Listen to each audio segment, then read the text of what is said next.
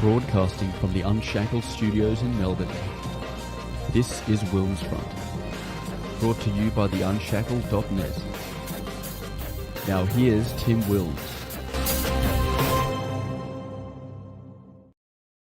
Hello everyone and welcome back to the second WilmsFront featured interview show in a row, the second for 2023 as well, on this Sunday the 26th of February. We are live on the WilmsFront YouTube, DLive and Odyssey channels. We are also live on the Interactive Entropy software, where you can ask myself and my guest questions, or even better yet, send through a super chat to support Unshackled Productions. It is 8:30 p.m. here in Melbourne, Victoria, where I'm joined live tonight from the UK, where it is 9:30 a.m. today, by the Reverend James Costello, an activist with Patriotic Alternative Northwest. So that's a area of England which includes the city of Liverpool, where 2 weeks ago in the suburb of Knowsley, James, along with others, protested outside an illegal migrant or a government run or seized. The government has been, UK government has been seizing hotels to house illegal migrants. There was a protest of locals after a 15-year-old girl filmed herself, one of the migrants there attempting to groom her. How old are you? 25. 25. I'm only 15. Okay, good. That's not good. I want your physical. No, sorry. What's up? You don't do this in this country. It's you go to jail if you do this. Please, I want. No, no, you're not right. No. I'm 15. No, that's weird. So the UK Conservative government, rather than stopping the invasion of boats coming across the English Channel, they've continued to seize these hotels and book them out to house these illegal arrivals, kicking out Brits who had paid reservations. Some have even had to cancel weddings, though the government's response to the Knowsley protest is not to announce a new crackdown on illegal immigration, but a crackdown on groups like Patriotic Alternative, who are campaigning for British sovereignty. So James has now found himself being harassed by the local police. Reverend, welcome to WilmsFront. Good morning, Tim.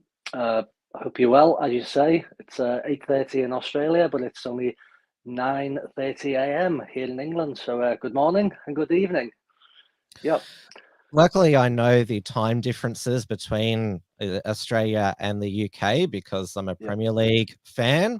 So the games kick off just before, most of the time, roundabout before midnight. So I know the UK GMT time pretty well. Yeah, that's good. As you say about the whole hotel saga, you use the word seized. I don't think the word seized is quite right, Tim.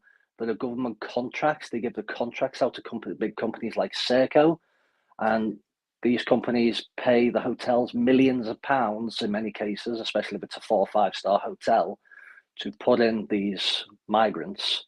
And these are once really nice hotels, for example, like the Suite Hotel Knowsley, and where people have so many pleasant memories. And before you know it, no local people are welcome there. That's how it's been working. And that's the case all across England, all across Britain, really. I guess they're seized from the people who had paid reservations there. And as you were saying, it's not like these are backpackers hostels. These are nice 4-star hotels where you would enjoy a nice spa, and they probably have a good restaurant and bar downstairs as well. Absolutely. Yep, that's it. In the wake of you know, what's happened, and obviously we're going to go into it. You know, my next door neighbor, neighbors in the area will feel comfortable to come up to me and say, you know, they've booked hotels across the country. They're like some of these nice seaside resorts in the south of England, for example, and they've spent hundreds of pounds on these hotels, and they've even inquired, are there any of these migrants in the hotels? And they're reassured that they are not in the hotels. And this one person I was speaking to, they had a family member in the area who went to the hotel to double check. And they walked in, they had the same response as so many people have had up and down the country, people recording themselves. They walk into the hotel, they try to go up to the desk to ask any questions, and all you see is foreigners everywhere. And that person will be escorted from the building. And yet they lie to the people.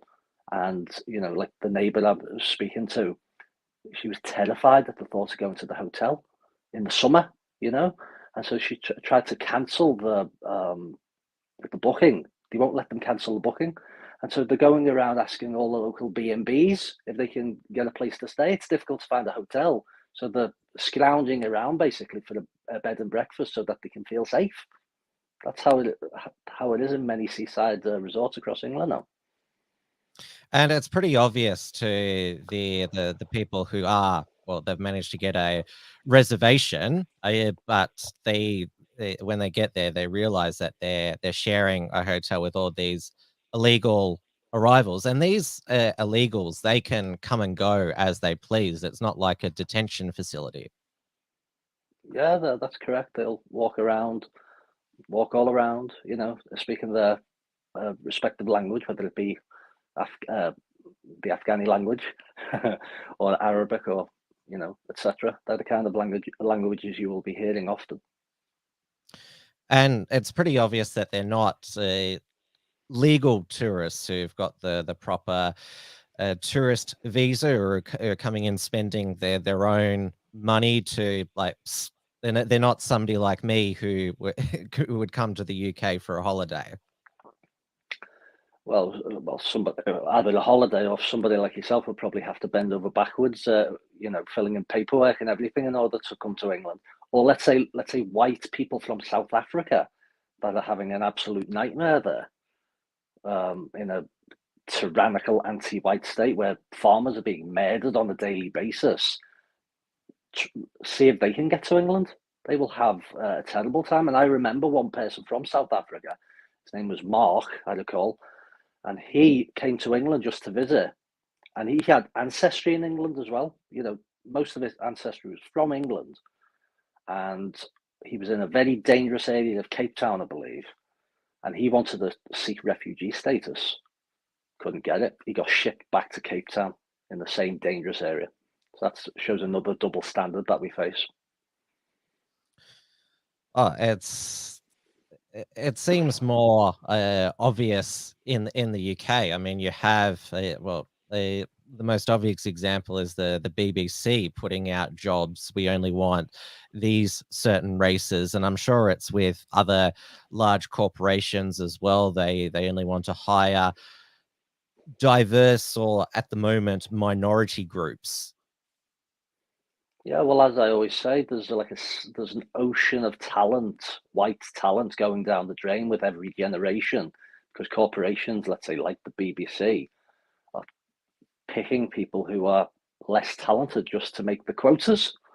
Meanwhile, you've got the talented, whether it be actors or the technicians or whatever, they're all languishing on the dole. You know, this is the crazy situation we're in, and I believe that even the Air Force. The Royal Air Force, that prides itself on having the highest standards in the world, they've got diversity quotas that can only bring standards down if you're not selecting people based on merit alone. Colin is asking, have you seen Yorkshire Rose videos on the migrant hotels? I have. I've seen a few videos from Yorkshire Rose. In fact, even though the Street Hotel is local to me, I hadn't kind of been there to do any kind of protests or investigation that much, really. It's kind of on the far end of the town, or just across the road from the town, really. And when I was doing a little bit of research, I found a video by Yorkshire Rose on YouTube. And so I did find a lot of information from her, doing some research into the hotel. So she does research up and down the country. I don't see that many videos, but that was definitely informative for me.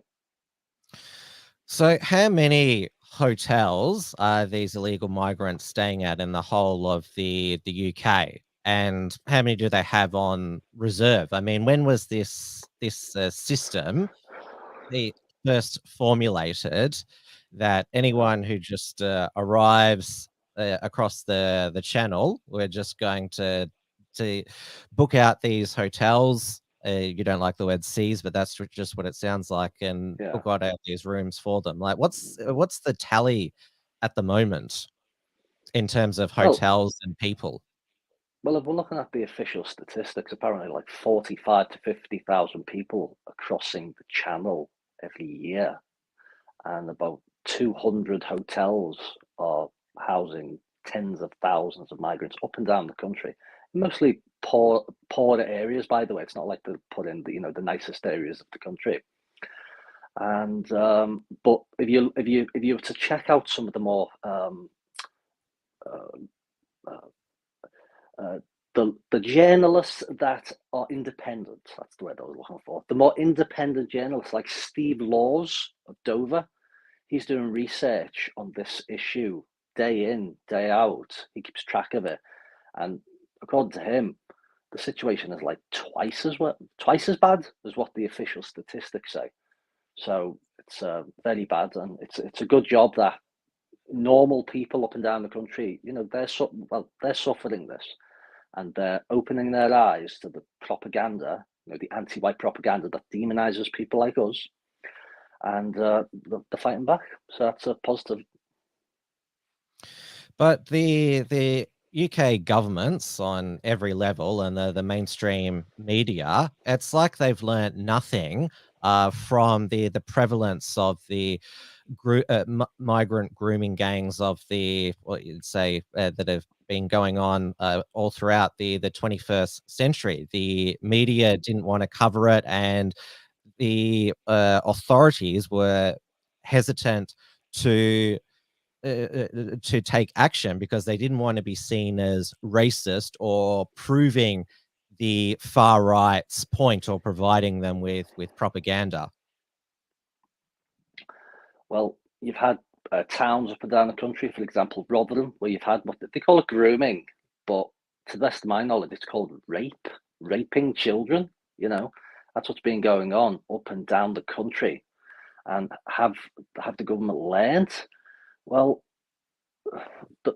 through the media, the education system, government, people are taught to be petrified of being labelled, as you just said, being labelled as racist.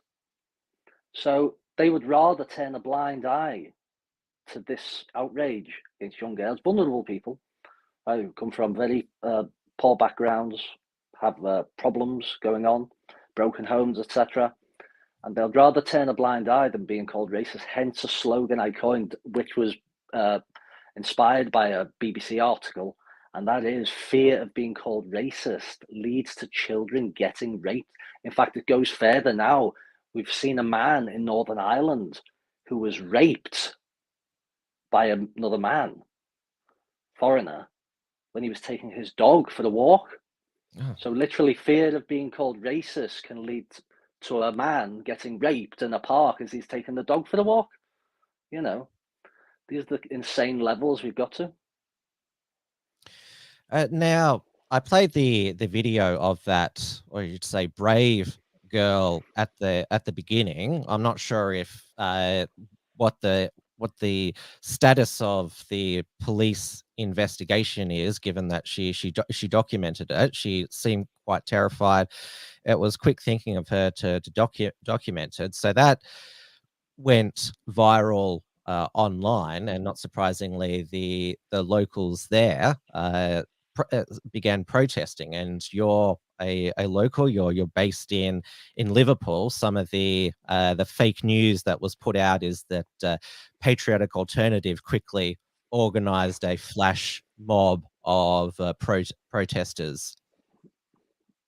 Yeah, well, that's obviously total nonsense, but we'll get to that. Yeah, the local girl, you say very quick to pull the phone out and record. But the thing is, many locals already know that you have these people prowling around the town, prowling around the parks. So it's almost like people might get coached. You know, as soon as they approach you, get your phone out. You know what I mean? It's not like this has never happened before. It's not like these people have never been seen before. People are complaining about it all the time. In fact, you've got these groups on Facebook. One's called the New Kirby Reporter. It's got a lot of followers on it. But every time a local person will report on these goings on, shall we say, you get these people who are the moderators on these groups. They don't want to be called racist, or they might even have some kind of allegiance to some dodgy, anti-white political party. Slam them down immediately. And so the normal people, their voices are just censored, basically. So this is the kind of thing that you have to put up with. But the parents still have to, get look after the children. So they're going to warn the children. If somebody approaches you, get your phone out and record it. There's a lot of like naivety, quite beautiful naivety of the child saying, "You can't do that in this country. You go to jail if you do that in this. If you're a 25-year-old man chatting up a 15-year-old girl, you go to jail in this country." However, if he tried that kind of stunt in his own country, his feet wouldn't touch the ground. That's the reality. These people look at young girls in England as fair game. It's just like, oh yeah, oh look at them with the skirts on. I can just approach them, do what I like. So this is the kind of mentality that we're having to deal with, and this is what's being imported. And now we have silly talk from people saying, "Oh, well, what you need to do is just get them to do a little survey, just explain the local, the local conduct, and then that'll make everything okay if you just explain the conduct properly."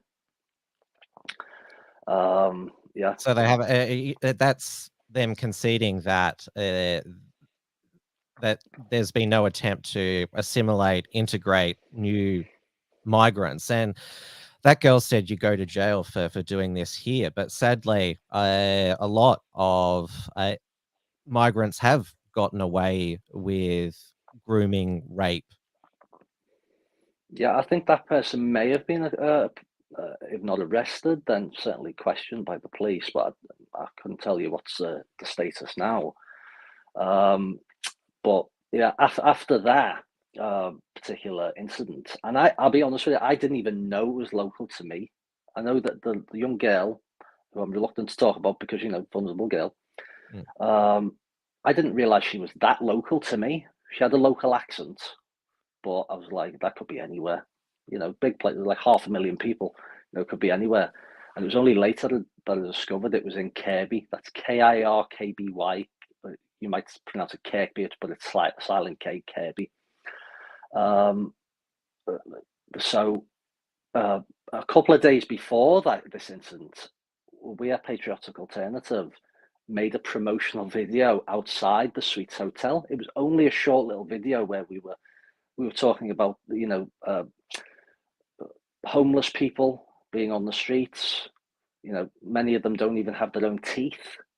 Right? We offered them toothpaste. They said, "Don't need that. Toothbrush, don't need that. I don't have any teeth." And yet there are migrants who have all their dental needs covered at the hotels, all their medical needs covered at the hotels. So yeah, we made that video, and I thought, that'll probably get, if we're lucky, 1,000 views, a couple of thousand views, something like that, just to let the local people, we're here, we care. But after that particular incident, with the 25-year-old approaching the 15-year-old, our video went viral. I was walking around my hometown, and family members and friends, people that I've known growing up, they come over to me and just say, "You're famous." I was like, "What?" He said, "That video that you made has gone everywhere." So in conjunction with the outrage, people then saw that video that we put together, and it just blew up big time. And the protest by the locals, obviously it got mainstream media attention when there was violence. So we'll just play some of it when the police turned up, and also some balaclava ninja costume wearing people from another group, which we'll get to.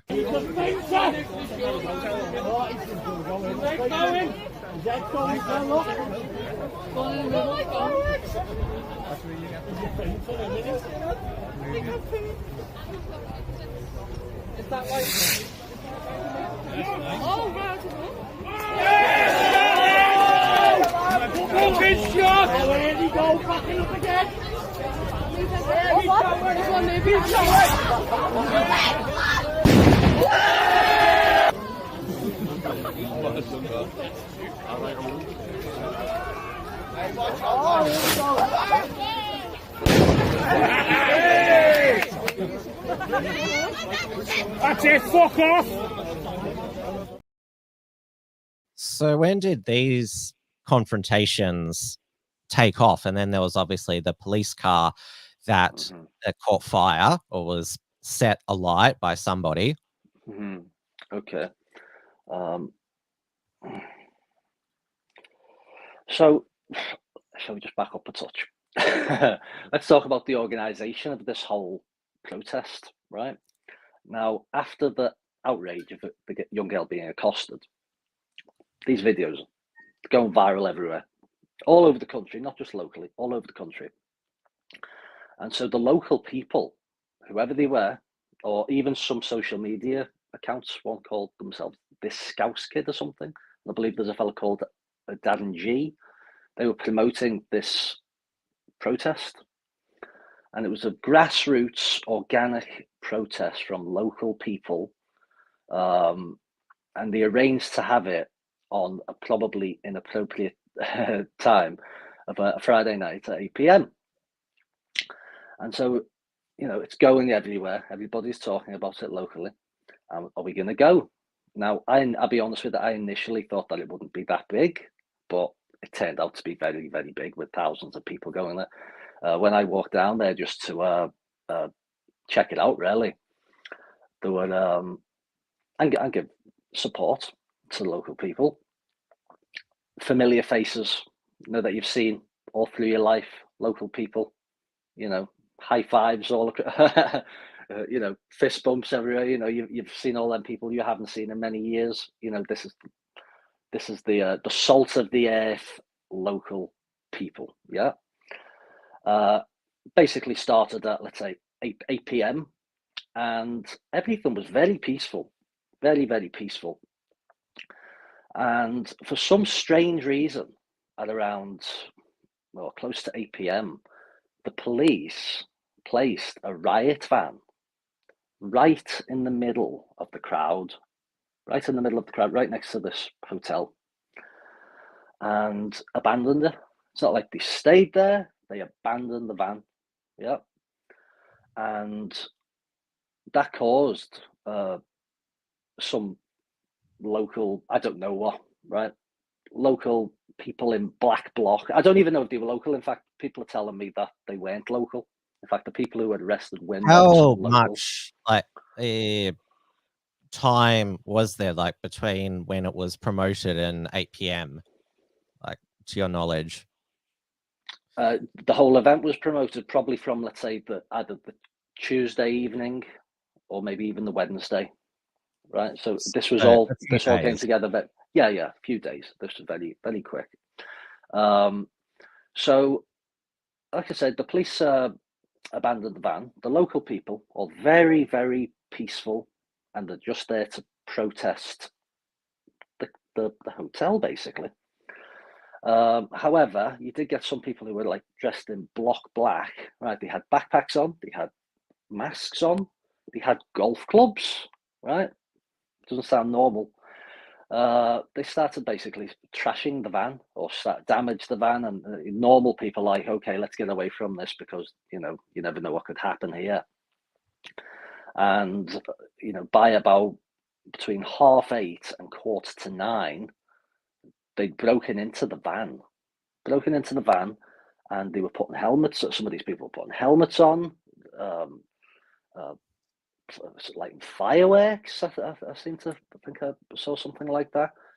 And yeah, the local people are just stood there, quite shocked, really. And there's no sign of the police at all. We end up moving on the other side of the road because we think that this could go up in flames. And lo and behold, the whole van went up in flames, and there was no police present at all. Just left their van, which apparently cost a lot of money, left there in the crowd. So that's highly suspicious to me. I don't know what you think, Tim. Yes, that obviously there are. Whenever there's a protest or public event that is deemed right wing or far right, that's the new buzz term. There's always these counter agitators, and that sounds like who they were.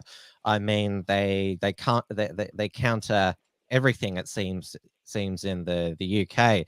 Even I think it was in Ireland, the local Antifa, they countered a Save the Children anti-pedophile rally. They just take the opposite side of who they deem the racist and fascist. But when there is violence at a right-wing, far-right event, even though it's caused by people not part of it, who just seem to just show up, it's always reported in the media, and the politicians always say, "Oh, that it's due to the far right, the violence." And this in the aftermath of this protest, that's exactly what happened. Patriotic alternatives were banned, and so, you posted on your Telegram that the police have they charged or arrested you? They tried to put bail conditions on you. Mm-hmm. No, that's not what happened. Right, so again, back up a touch. Yeah. But we're still back at the hotel, and after this fires happened, and by the way, there was a counter protest, and I thought, why? How are those people there? You know, you think on a day like today they'd stay away, but no, they'll defend them no matter what, and demonize the local people, the righteous local people, the salt of the earth people. They'll demonize them. But even those, as you say, Antifa type people, they were doing little hit and run attacks on normal people there. In the midst of everything going on, even with crowds of thousands of normal local people there, these little rats would do these little hit and run things. And when I was leaving at like 9 o'clock, they did actually try to attack me. They recognized me and identified me by name and they had thick Northern Irish accents and said, Is that James? I don't want to try to do a Northern Irish accent because the last time apparently I sounded like a Chinaman. So yeah, they assaulted me and assaulted the car that I was in. So that just shows the kind of people we're dealing with. So I goes home, and I upload a video. I upload a video where I'm basically defending the local people, and that goes viral. Just so you know, the likes of the Hope Not Hate people or our enemies, they say I was live streaming. I was live streaming from the event. I didn't, because that sounds like I'm kind of inviting people. Come along. I never did that. I recorded a little 40-second video, I think it was. And when I got home, I uploaded it. And it kind of went everywhere, went viral everywhere. But as to the police, it was several days later, I think it was the Wednesday, about 9 o'clock, two officers, inverted commas, let's be careful here, came to my house and said, you're on a curfew, a 7 p.m. till 7 a.m. curfew. I was like, on what grounds? What? Well, we'll get to that. It's like, on what grounds? I mean, where's the paperwork, basically? I mean, what's all this about? I mean, am I under arrest? Go on, take me away. Well, I wasn't offering to take me away because I didn't know who these people were. but they were in a bit of a hurry to leave by the time we kind of finished with them, and they were causing distress to neighbours and family members. This is what they're doing, and I immediately post about it on social media. I immediately contact my solicitor, and they're like, "What the hell is this?" So my solicitor contact. There's all kinds of news stories that have been made out of it, by the way. Because it's quite Orwellian, isn't it? But my solicitor contacts the police, and the police, they're confused. They say James doesn't have any bail conditions.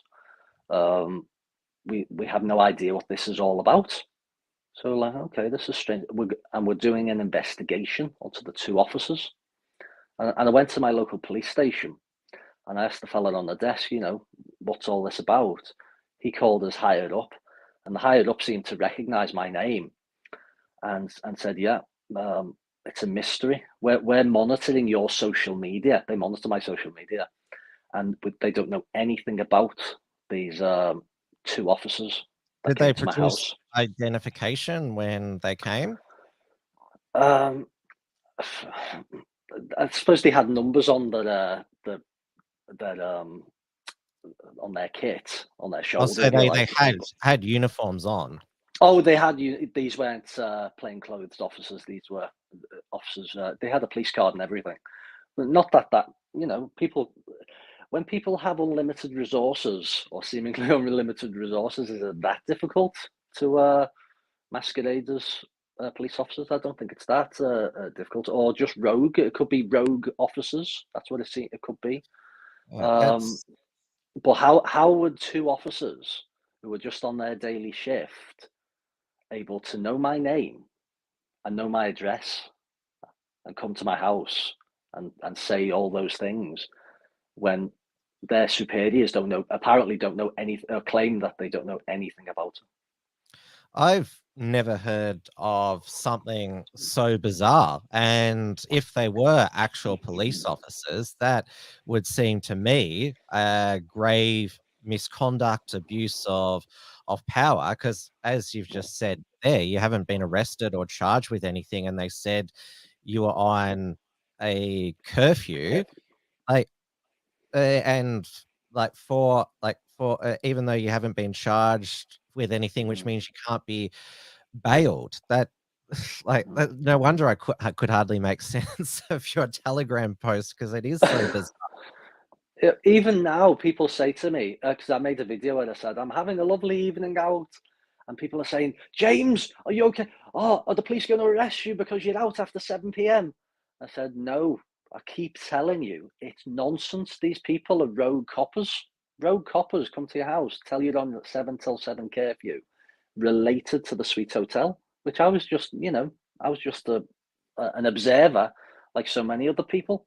But going back to the controlled anti-white media, let's call them what they are, they immediately reported on it, saying that there were 200 patriotic alternative activists or terrorists, basically, as they portray them, just swarming the hotel.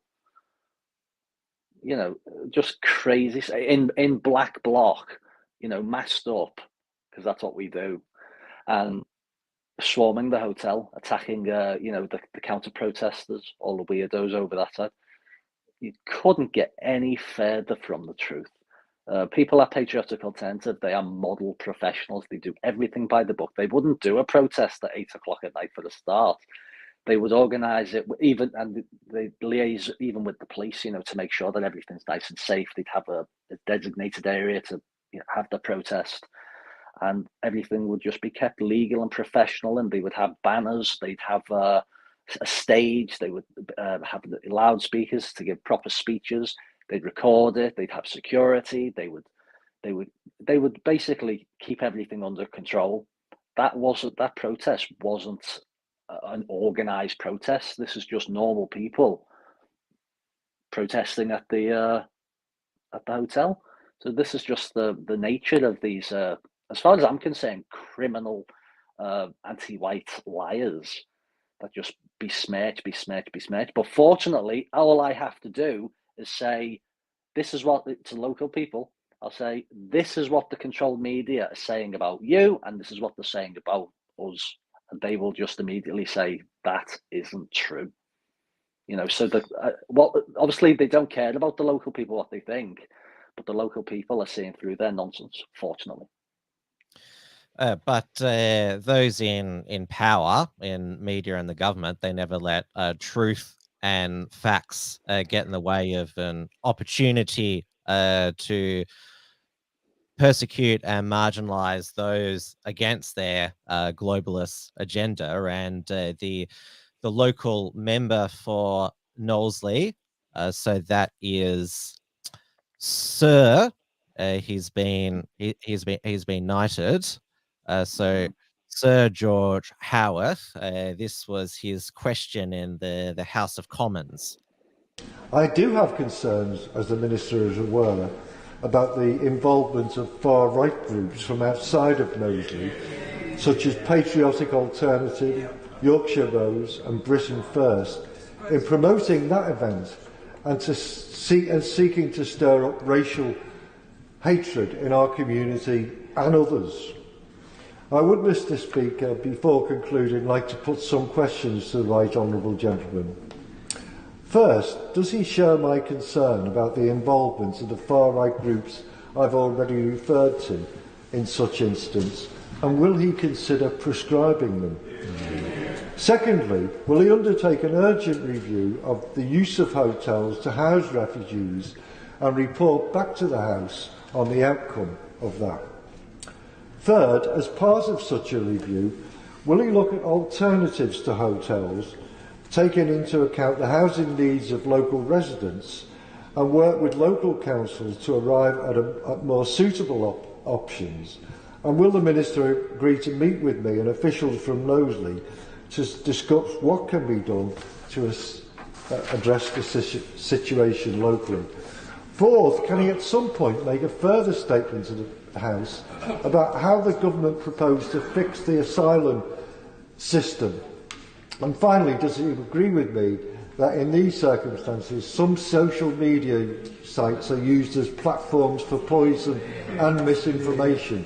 And will he urge the companies which own them to ensure that their platforms are used more responsibly? Yeah. And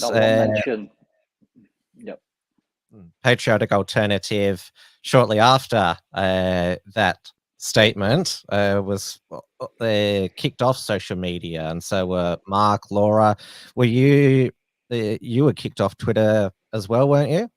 Yeah, I was part of the page. You'd think, you know, little old me, somehow, some way, I got 159 followers in recent weeks.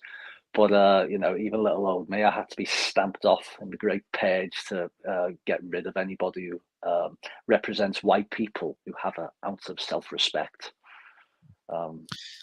It's such a coincidence. Yeah, and just going back to George there, if you notice in that speech, and so many of these kind of platitudes, not one word about the victims. You know, the local victims, the reason why those local people are out there in the first place. They just take it as an opportunity to just attack people who are pro-white. Yeah, it's just despicable.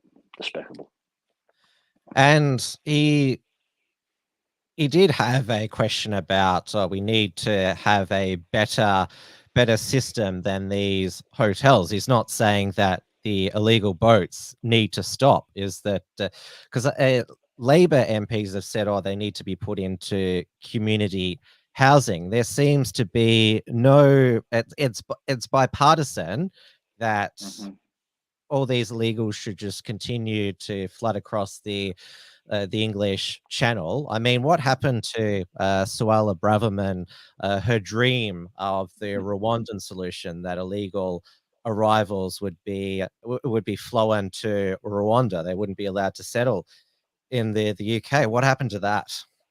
Well, that was never going to happen to begin with. But it sounds very good, doesn't it, to appease the normal people of the country? That's what they want to hear. They want to hear the politicians get tough and the likes of the Bravermans of this world, they'll tell them exactly what they want to hear to get them to vote for them, the normal people, whether they, you know, vote Conservative, for example, but really they have nothing but contempt for them. Most of these migrants, the economic migrants, you know, there's so much, such a much better way of dealing with this whole scenario. You know, they should be preventing those people from crossing the channel. Thousands, potentially up to 1,000 a day, coming to this country. We have apparently we're supposed to have a professional army, but they're never utilised to take care of these outrages that are being foisted upon us. You know, it's wrong. I'm not sure how much you know about Australia's maritime border protection, but it's not tolerated at all by the Australian populace, illegal boat arrivals. Governments come to power and fall in large part based on whether they can keep illegal boats out. And even this new Labor government we have, they've said like, look, we're going to turn the boats around. They're illegals if they can't be turned around, then they're put in offshore detention centres. So it's bipartisan that illegal boat arrivals, the Australian public won't cop it, and we even get the cooperation of the Indonesian government in having the boats towed back. I mean, they're coming from France, which is, I mean, it's a first world Western country, and Well, they're just it happy. was. Yeah, the French government does nothing, and a lot of them are coming through Europe. And what I've heard is that 10% of the population of Albania is now illegally in the United Kingdom. That sounds so incredible, and it's a country not at war. Yeah, I don't believe that Albania is at war, and so many of them turn out to be drug dealers and all the rest of it. So, you know, this is the kind of thing that ordinary people are having to put up with. And if somebody's of that mindset, where they're going to be drug dealers, they're going to be criminally minded. And so the ordinary British person has to deal with criminally minded people running around their areas, intimidating them, you know. And we're supposed to be all about being civilized, you know. That's what we want to. All we want is, you know, a peaceful. Obviously, we want a more of a homogeneous, or certainly a very super majority white population. But you know, we want law and order. We want safety for children and women. And if you're just allowing tens of thousands, but hundreds of thousands of criminally minded people flood across the border, and then just do a survey, do a nice little survey, and we'll make you a citizen. How are we going to be safe in an environment like that? Yeah, this is the proposed amnesty, which if you say you're from a war-torn country, you'll be given amnesty, a path to UK citizenship, which they chuck their papers in the English Channel when they come over. But the thing is, like I was talking about how, like, at least in Australia, the major parties actually listen to the people who don't want illegal immigration.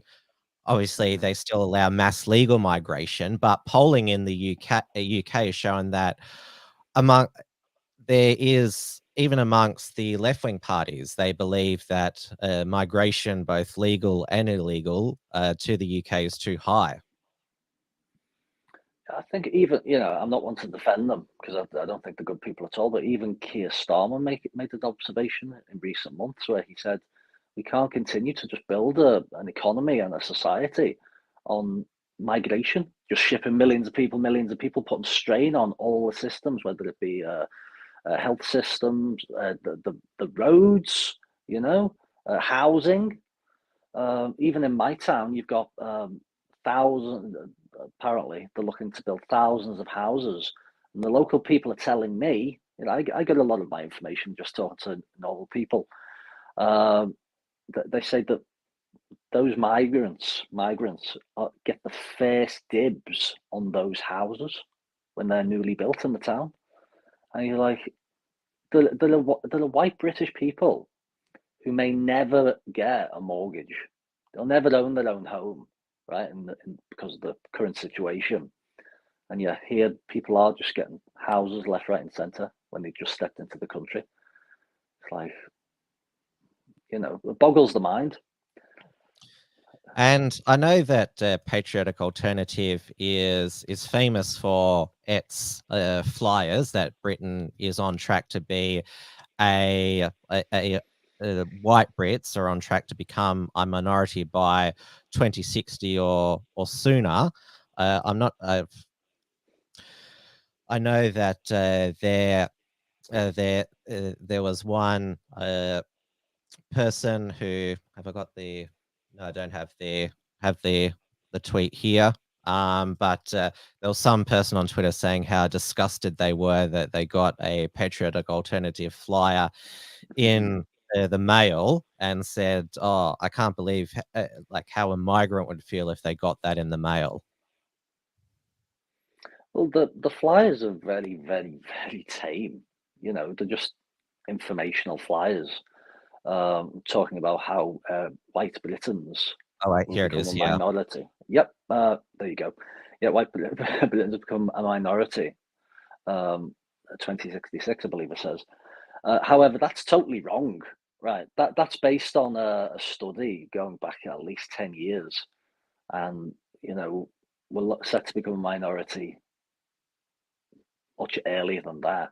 In fact, I was putting out some of them flyers about a month ago, and I believe it was in the Wirral area.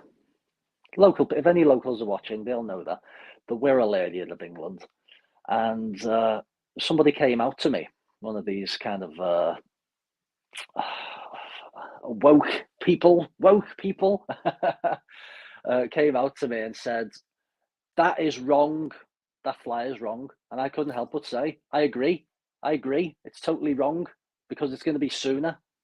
We're going to be a minority sooner. But this person was claiming to be an expert when it came to all these statistics, but he didn't want to have the conversation, which is typical of those kind of people. They don't want to have the conversation. It's just shut it down. That's the mentality. And the most recent census from the UK showed that London, Birmingham, which is in the Midlands, and Manchester in the northwest, it's near Liverpool in that region, or whites are already minority. And when Nigel Farage tweeted about it, Sajid Javid, the former health secretary and chancellor, he's retiring at the next general election, replied, "So what?" That you're basically saying that you're implying that it's a bad thing. And of course, Sajid, very close to the Prime Minister, Rishi Sunak.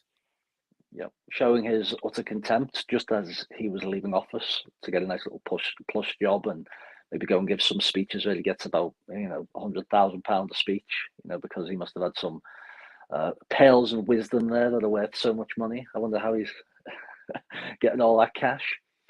But yeah, utter contempt for the people. And I'll be honest with you, I didn't need to see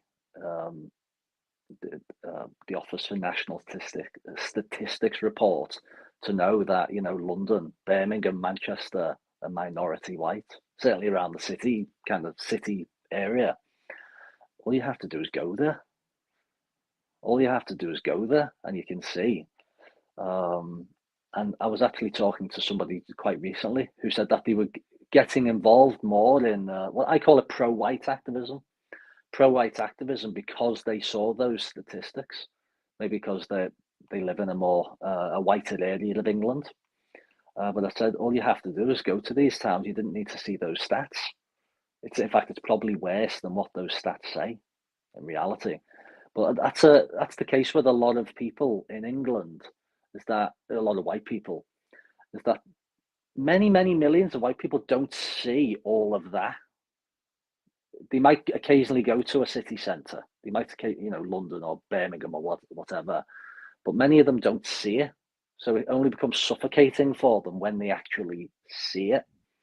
So it's easy for some white people, a lot of white people, to be a little bit close their mind to it all, because they don't see it that often. But as we're having this discussion in recent years, it seems like there's been a concerted effort by the so-called conservatives, by the way, to flood the country, just absolutely flood the country. At least 500,000 people, immigrants, legal immigrants, in 2022.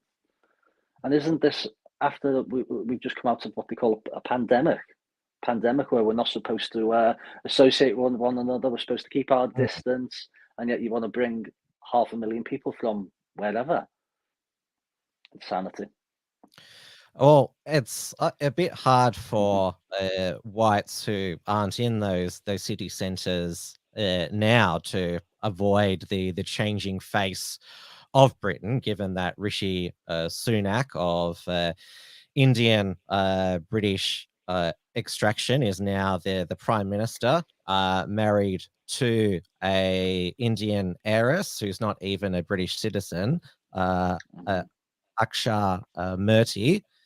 And obviously, this was celebrated as modern Britain, and there was obviously anti-whites who are saying this is reverse colonialism's revenge. But this is the reason why I put up Savage Javid's tweet, because it's the Conservative Party. They are embracing that we're more diverse than Labor. It was Daniel Hannan.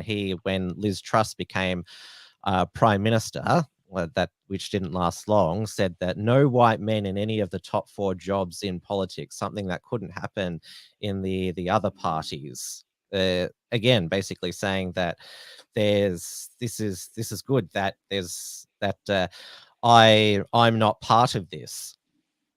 Yeah. Does anybody think that that's based on merit? That they are definitely the 4 best people to represent? Well, they clearly weren't, with Truss and Kwasi Kwarteng lasting. Yeah. Well, I'll make a quick observation about Liz Truss, even though obviously I don't like her at all. But the media immediately piled on her like crazy. She couldn't, every move she made, they just scrutinized every part of it and made her seem to be the most incompetent Prime Minister in all history. Rishi Sunak comes along and then suddenly they give him a free pass on everything. Isn't that weird the way they do that? And has he really done such a better job? I don't think so. He was the ultimate globalist. I mean, like, as I pointed out, he's married to a foreigner. He had a US green card. He's basically a global citizen, so he's the perfect prime minister for the globalists. Yeah, and holding up a coin saying a 50p coin saying diversity built Britain. Apparently, so all those working class miners, that went down the pits in the northwest of England, all those seafarers, all those brickies that built all the houses up and down England. Apparently, they didn't build England; it was just built by diversity. According to there's a question over on Entropy from a user, I'm a Stupid Moron, for $3 Australian. They're a regular super chatter. I don't know why they chose that username. It's from that Mo prank call from The Simpsons. That's where it comes from. His question is, what does the Reverend think of Tommy Robinson? I did notice that he pinched your vlog from the protest. Yeah.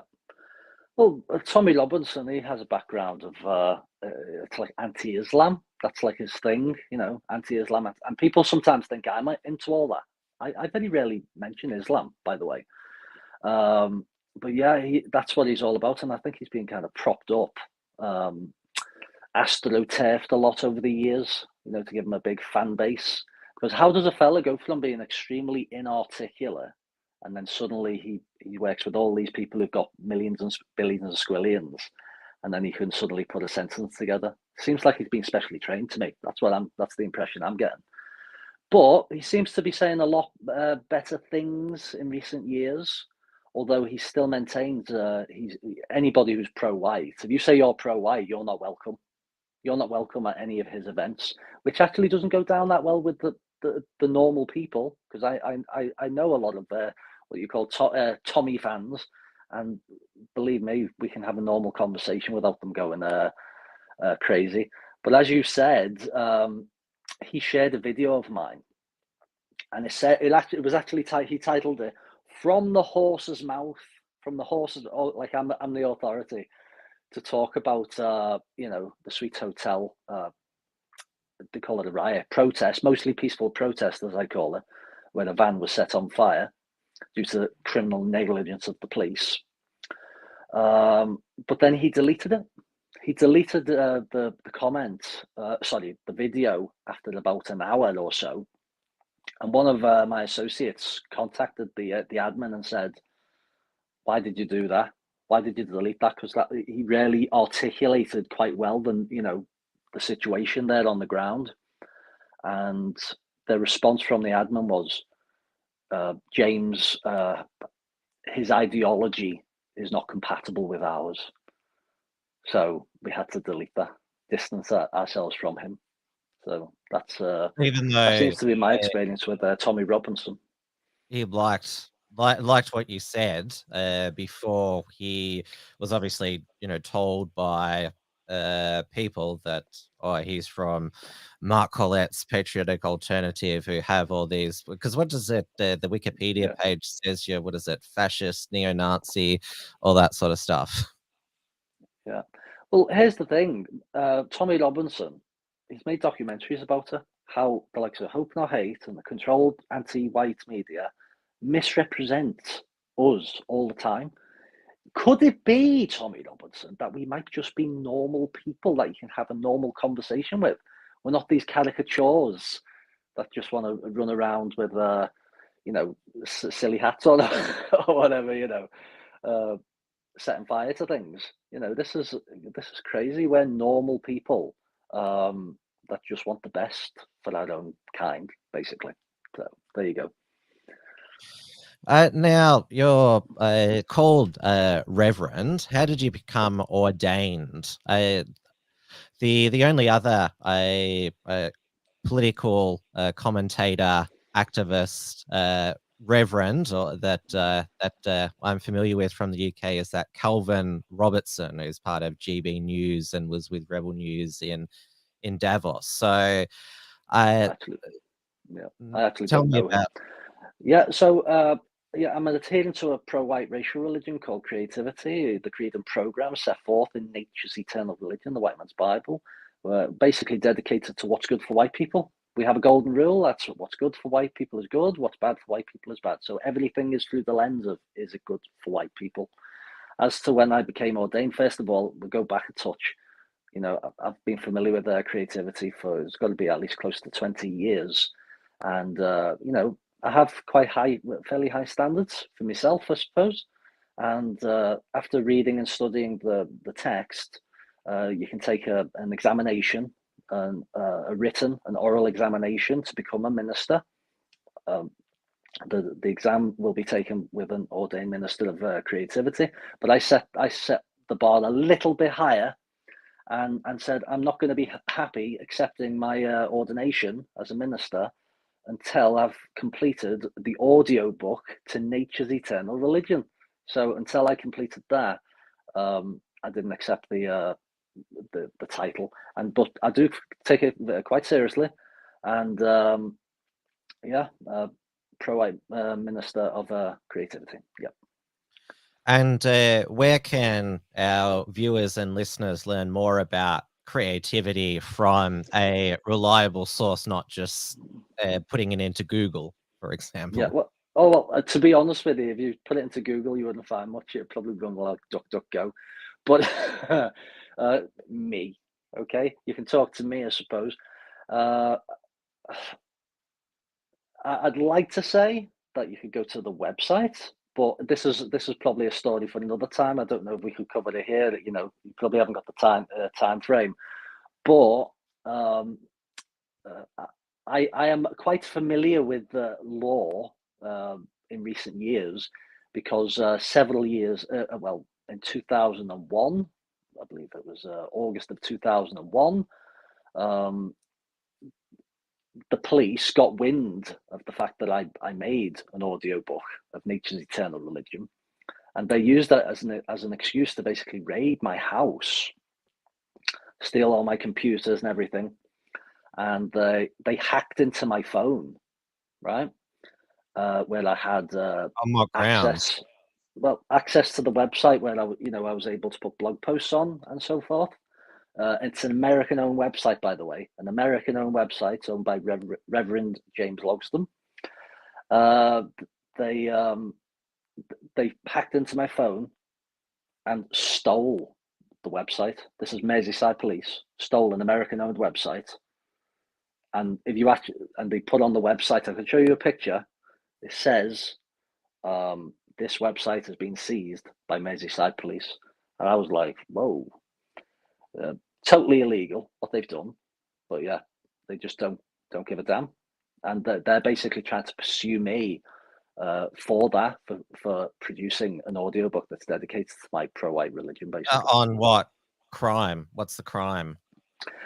They'll say what's the way? Inciting racial hatred. You know, the Even though you're not even though you're not anti anyone, you're pro what? Well, I'm not going to take a hypocritical stance where I say that I have totally positive. It's only positive views, and I don't have any negative. We don't have any negative views about other people. But I haven't broke any laws when I speak to you. You know, I think I come across as a reasonable human being, and that's it. We stay within the law in Britain. In our holy books, there is the occasional racial epithet, right? The occasional racial epithet, and they're using this as a means to try and basically put me in the gulag. Put me in the gulag. That's what they're trying to do. But I don't believe they've got a case. But that's, again, we could expand on that a lot in another podcast potentially. Well, we've heard countless stories, news here in Australia of the UK police raiding people for so-called hate speech, offending people online, and there's even people who've been jailed. Going back to Tommy, he was jailed for live streaming outside of a court of a grooming gang, rape gang trial. Most recently, Alex Belfield, he's in jail for 5 years, basically for hurting the feelings of Jeremy Vine and a few other people at the BBC. And another British patriot, Jolene Bunting, she's had a potential prison sentence hanging over her for calling out a local drag queen storytime reader. Yeah, and also you have it's such a scandal. Poor autistic kids. Apparently, we're supposed to have this culture where we're all sympathetic to autistic people, right? The charities for autistic people.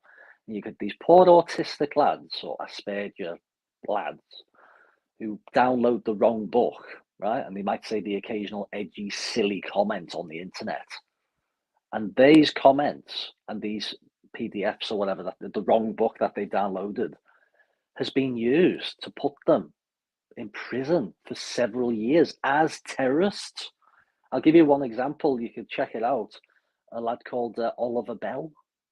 This is like an academic who went to Cambridge, had a degree in mathematics, brilliant at mathematics. If you saw him, you would say he looks like something from Harry Potter, right? Like a proper little geek. And yet, he, for some reason, he bought a copy of the Anarchist Cookbook, right? Which is, it's Yeah. a dumb thing to do, I would Yeah, say. yeah, I agree. But we're talking about autism here, and I'll get even dumber. So just bear with me.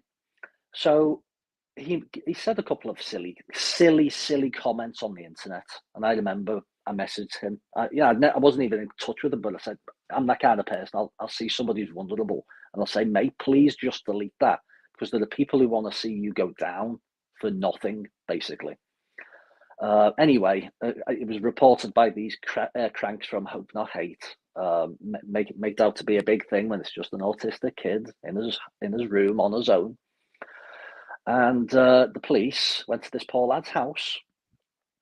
There was some kind of a confrontation. They went into the house and they wanted to check his thinking, right? This was just like a routine thing. And he volunteered, listen to this, Tim, volunteered to give them the book. He said, there you go.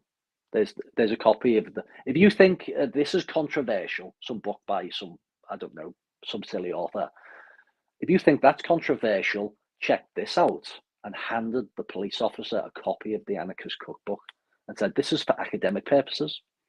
They used that to put him in prison for like 2 years.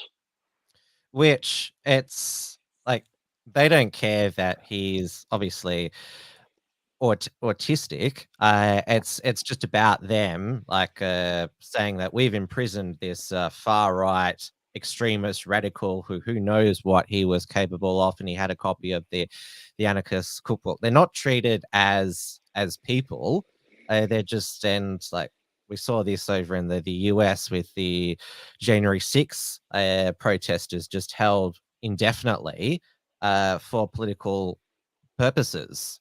And it's shocking that this is happening. Yeah, the police, this is what I've discovered, the police don't care about the truth and justice and things like that. It's about, we must get a conviction. They are thinking, how can we, if we get this book, we've got a book, the wrong book, the wrong thoughts, we could get them in prison for 2 years. And that's what they think. Let's get a conviction. That's all they care about. They don't care about if a person's vulnerable. And also, you've got this endeavor to get as many white people listed as terrorists as possible, so they can even out the balance. So let's say you were anti-Muslim, for example, which I don't really go down that road myself. And you say, here's the stats on Islamic terrorism, and you go, actually, white supremacist terrorism is the real threat, because a load of autistic kids have been put in prison for 2 years for having the wrong book. This is the manipulation of the statistics that we're dealing with.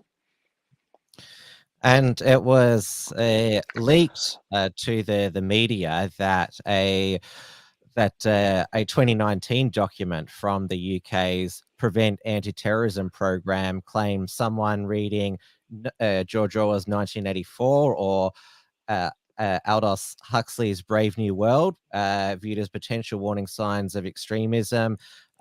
Even watching the political satires, The Thick of It, and Yes Minister, which, well, I've watched those shows and got those books. I must be next on the list to be careful what you have on your shelf there, Tim, because guess who's on that list? I don't even noticed it there. But remember that greatest writer that's ever lived, right? William Shakespeare. He's on the list. So if we're the kind of people who might, guess what? We might be those white people who are interested in our great heritage.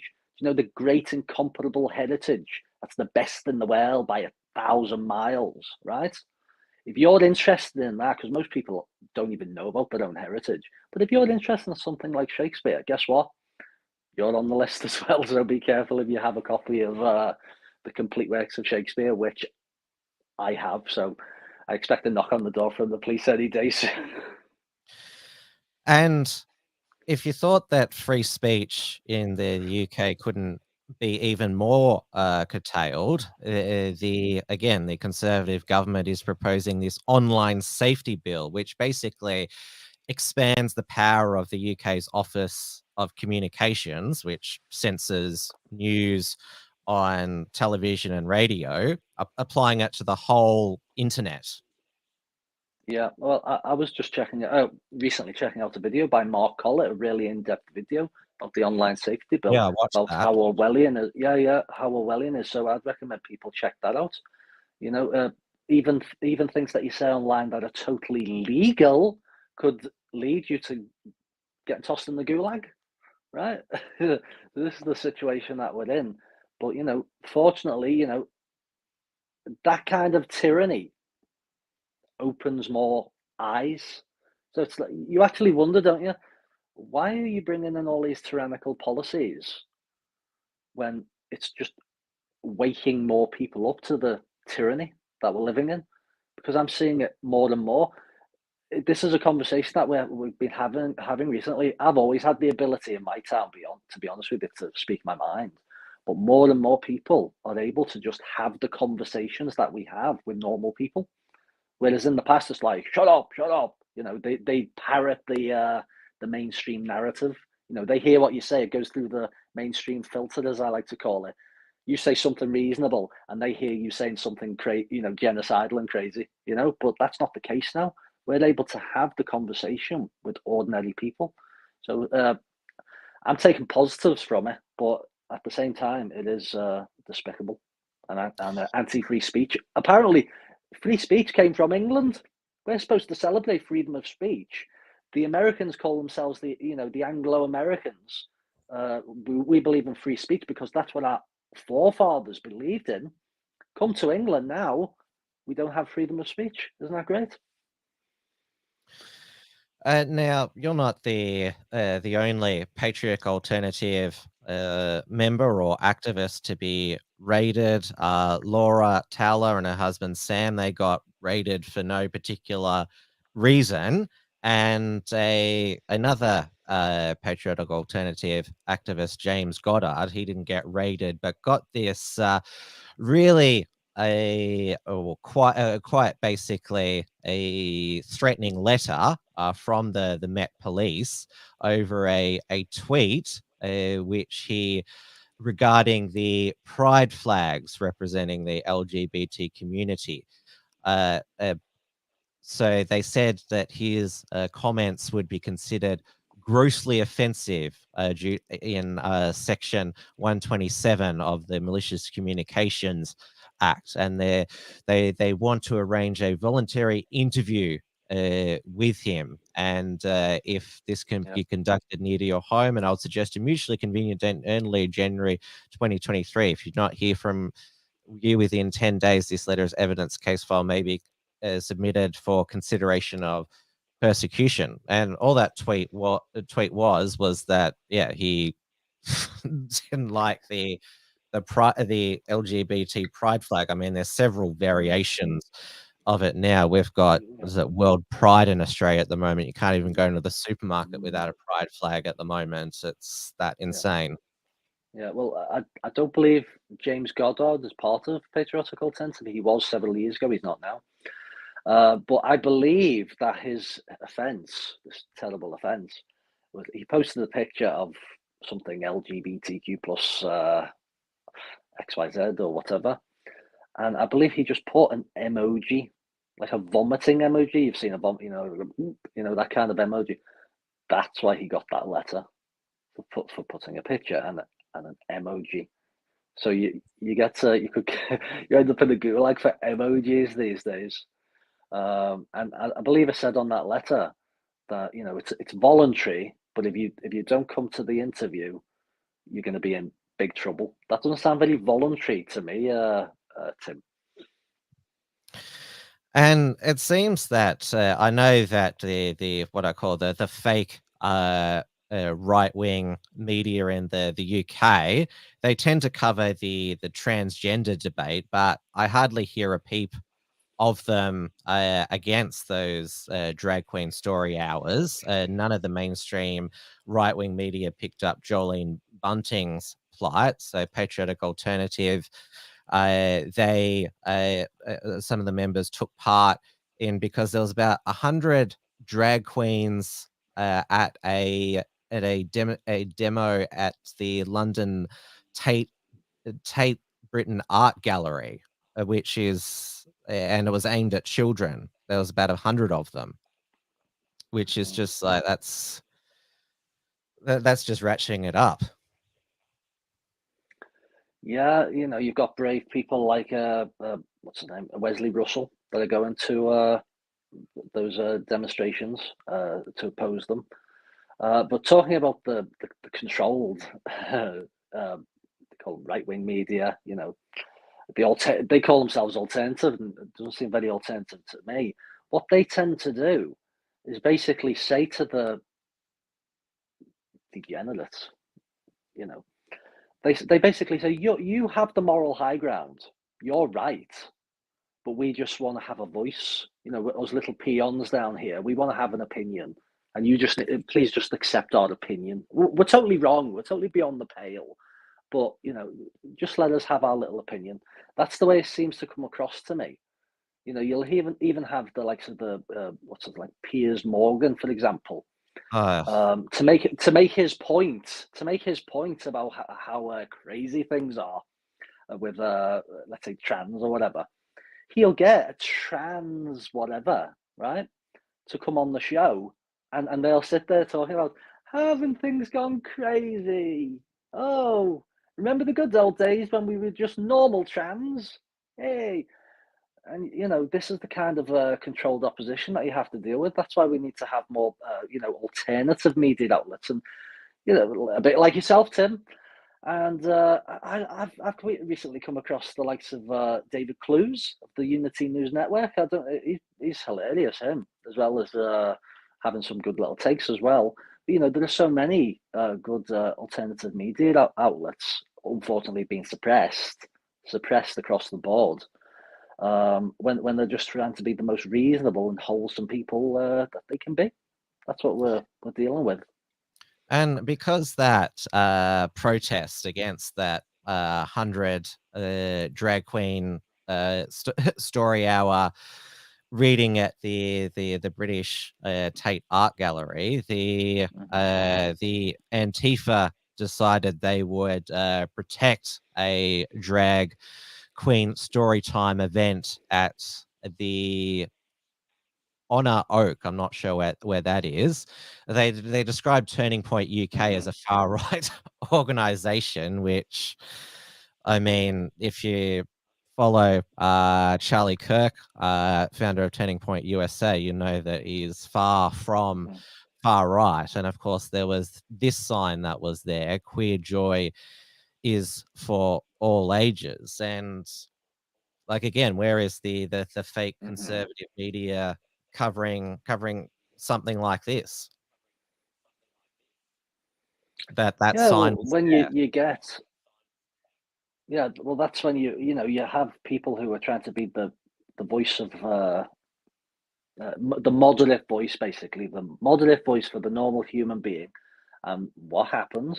The controlled media and these crackpots and everything else will simply demonize them as you say, far right. Everybody far right now. The people of Kirby, they're beyond the pale far right. What's that term used by Hillary Clinton? Totally irredeemable or something. Basket of deplorables. Deplorable. Yeah, a basket case of deplorables. Yeah, that's it. I mean, this is what you have to deal with. Total intolerance. Here's another thing, talking about tolerance. These people love to give platitudes about tolerance. I think we're the tolerant ones. We tolerate each other, we have quite a myriad of differences of opinion in our kind of circles, don't we? Let's face it. So we're tolerating all kinds of stuff. We tolerate people who have all kinds of different opinions.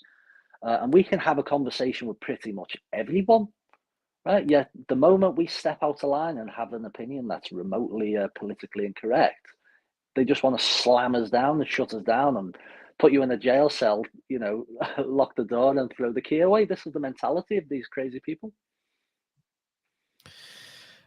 Now, up in Scotland, they're going to be getting a new First Minister after Nicola Sturgeon announced that she was stepping down after 8.5 years. She said it wasn't due to short-term political difficulties, but there's three main challengers. There's Kate Forbes, who is actually slightly conservative. She's a member of the Free Church of Scotland, which is not associated with the church, the state Church of Scotland. There's Ash Regan, who's more moderate, but then there's Hamza Youssef, who's a Muslim of Pakistani ethnicity, born in Glasgow. He's far left, and so obviously he would love, and there's a lot of people who would love the whole of the UK to be governed by a brown man, and one of the devolved governments governed by a brown man as well. Well, I believe Forbes is just a really, really moderate lady who's just trying to stand for family values in some kind of way. And again, the control media portrays this woman as totally beyond the pale, but I guarantee she'll probably agree with many other destructive ideas. But because she takes one little position on one issue, or maybe two issues, she's beyond the pale. This is, again, we're going back to the intolerance of these people. She probably believes that God is a he. Oh, yeah. Well, them Bibles, we'll have to edit those. We'll have to edit those and remove all references But to from that.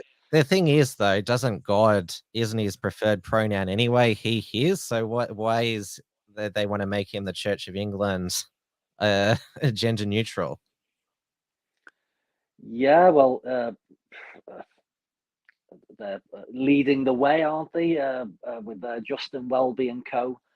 to promote all the degeneracy. And as we've seen, there's been a pushback from, can you believe it, Tim? It's the blacks in Africa. And I believe a lot of people in South America as well who've pushed back against all this, again, this constant pushing of these agendas. And to the point where they no longer recognise the Archbishop of Canterbury as the head of the Anglican Communion.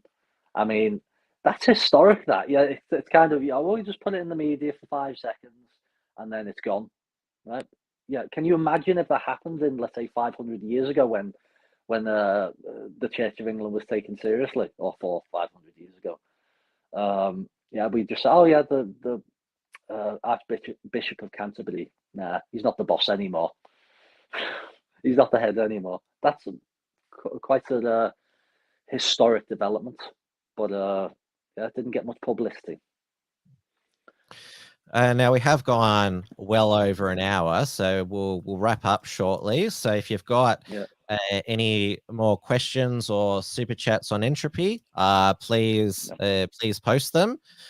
So the UK has to have a general election by, was it December 2024? So 5-year terms is the max. There doesn't seem like there's anyone really to vote for. I'm not sure what you think, but Nigel Farage, he's got a bit more tough with his immigration talk, but he says he won't run again because of first past the post. But obviously the UK has got other issues as well, with the cost of living, rampant inflation, the various strikes, and what is it? The latest food shortages of tomatoes, I've heard. Yeah, when it comes to Nigel Farage, I can't say I trust him that much, because when it came to the EU, and when it came to stopping, let's say, Europeans, let's say Poles, for example, it's like, oh, don't worry about that. We do need immigration, but we can just go to the Commonwealth. Now, the Commonwealth, it sounds good, doesn't it? When you say the Commonwealth, you think, oh, we might get some Australians here or Canadians. Oh, white South Africans. That sounds really nice. But no, they mean, 99%, it's like 98, 99% of the British Commonwealth. but including the likes of India and Pakistan and Bangladesh and, I think Nigeria even come under that, 200 million Nigerians. Oh, yeah, great. So that seems to be his mentality. So he doesn't come from a background of trying to defend the white people of the country. Now, he might flip-flop for political gain or whatever, but I just don't think you can trust somebody with that kind of track record. As for who to vote for, I'm actually I'm an advocate of spoiling the ballots, and I don't just mean going into the booth and saying goodbye, with the pen, crossing it out. I mean actually making a statement of some kind. And if you had tens of thousands of people, you never know, it could be hundreds of thousands, maybe millions of people going into the voting booth and basically just declaring the entire establishment as virulently anti-white. That's what I'd like to see. You're not actually allowed to advocate for that in Australian elections because we have compulsory voting, and you can't advocate for a informal vote.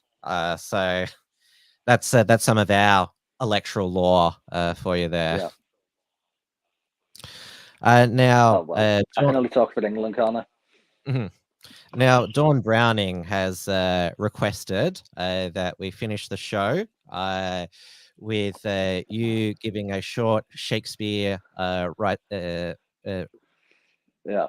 citation. Oh, okay. Recitation. Well, because we're beyond the pale. Because we're beyond the pale, Tim, I might as well, give a little recitation from Shakespeare, because, Shakespeare's beyond the pale these days. He needs to be cancelled. Yeah, I'll probably do... What do you prefer? Once more onto the breach, or do you prefer St. Crispin's speech? Do you even know what it is? I'm putting you on the spot there, Tim.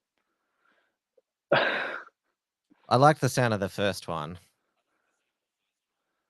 Okay. Once more onto the breach, dear friends, once more, or close up the wall with our English dead.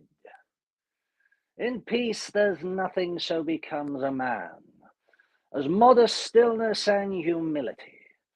But when the blast of war blows in our ears, then imitate the action of the tiger.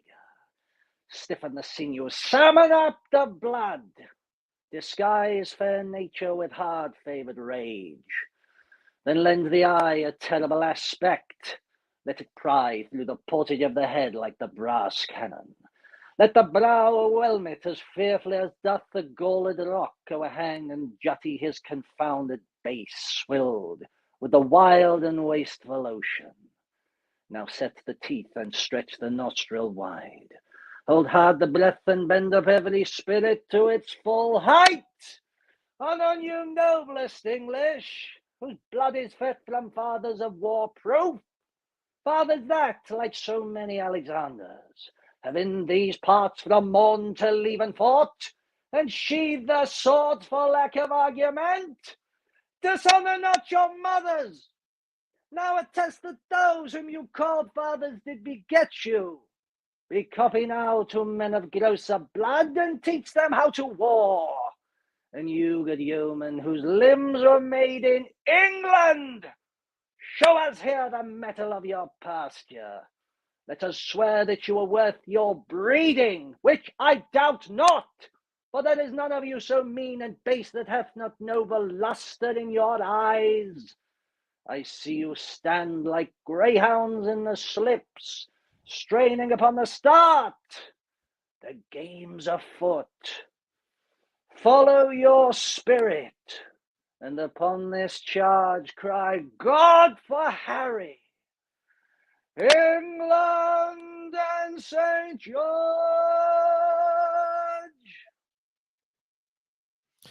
That was incredible. And as Dawn Browning said before, you won't regret the request. I all of a sudden now want to go and see some Shakespearean plays now. And I'm going to get everybody arrested. And P. Cosiman says, if that's all from memory, then that's incredible.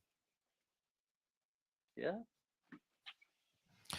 Well, thank you so much for joining me and my audience to give us the on the ground account of what's sadly happening to the UK, and also cutting through a lot of the fake news that has been filtered through to not just Australia but the globe as Yeah. well. And I'll put the link to your Telegram channel, and you're also on Gab as well. I noticed your Gab Oh yeah, yeah. hasn't been active for a I've while. neglected Gab. Are I've you going to go neglected back Gab on it now totally. that you're banned from Twitter again? Well, that's I'd like to say, oh yeah, I'm on Twitter, but yeah, I'm not on Twitter anymore. So the main thing is kind of Telegram. Yeah, I'm getting a little bit of a following on Telegram. And yeah, I'll try and get on Gab a little bit more, but it seems like very slow to me, Gab. I don't know about you. Does it maybe because you've got the greatest internet connection in the world or whatever? But it's always very slow for me, and so it kind of The UK dissuades me from going there. internet connection, in my experience, speaking to my other British guests, has been very poor, but Gab's improved a lot over the years. Andrew Torbar, he's done an incredible job making it deplatform proof. They're dedicated to free speech, and as long as you're somewhat reasonable, that's Torbar's quite good. So you got a hats off, and he's not intimidated. I believe it was the German government gave him an ultimatum: you either adhere to our laws, or we're going to fine you, or whatever. And he said, basically, I'm just going to burn the paperwork.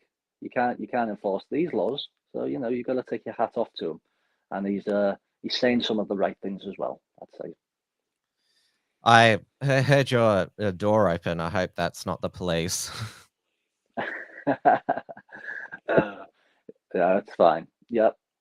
So, yep, is that everything? Rev James Costello on Telegram, at Rev James Costello. Thank you once talking to you, Tim. again, and take care. It's been wonderful to chat with you. Yeah, great. Talk again, Tim. Bye-bye.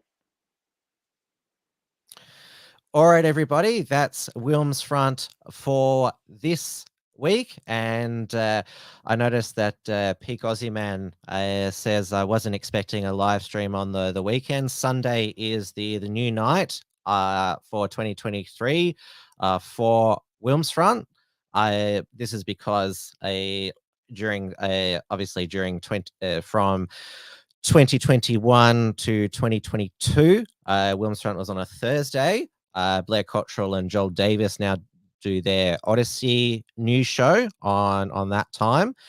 So I decided to move to a Sunday, and it seems to be working with good viewership. And also, Peak Ozyman said that, yes, Tim's News Explosion on Monday, tomorrow evening, 8:30 p.m. Melbourne time on the WilmsFront channels, YouTube, D Live, and Odyssey will be going ahead as always. There'll be a lot to cover, including the latest from the Victorian political dystopia, and also Lydia Thorpe deciding to gate crash Sydney's gay and lesbian Mardi Gras and ruin it for a lot of people. And so I'll certainly be deep diving into that. She's got a new nickname now, Lydiot. That was trending on Twitter today. So she's now universally hated by the progressives now, as well as those on the right as well. So I'll see you all then. So make sure that you subscribe, whether you're watching on YouTube, maybe make sure you subscribe, or if it's on Odyssey, subscribe as well. Give a thumbs up and also a comment as well, because it all helps with the algorithm and people finding the live replays as well. Remember, keep checking out the unshackled.net for our productions archive, and also for our news and commentary. And remember, if you want to support the Unshackled, if you don't want to send through super chats, you can become an Unshackled premium member. Bronze is $5 per month, silver $10 per month, gold $25 per month, and platinum $50 per month. Thank you, everyone. Once again, as of yet, there's not a WilmsFront guest locked in for next Sunday. There might be, but in a fortnight's time, the date will be, and I've got to remember here that there's only 28 days in the February of 2023. So it will be on Sunday, March 12th. My guest will be Professor Gigi Foster. She's a professor of economics at University of New South Wales. She was one of the earliest voices back at the beginning of 2020 against the lockdowns, and she's been proven right with more and more evidence coming out about how harmful they were. So I'm very much looking forward to speaking with her. She's written several books already, The Great COVID Panic and a cost-benefit analysis of lockdowns as well. So I'm looking forward to chatting with her, because she has been a very courageous voice. She even went on Q&A in 2020 to speak about how harmful the lockdowns were. So I'm very much looking forward to that. But I'll see you all tomorrow night. Remember, 8:30 p.m. Melbourne time on the WilmsFront channels. I'll see you all then. Thanks for tuning in again. And I'll include all of James' links on the show notes page. Good night, everybody.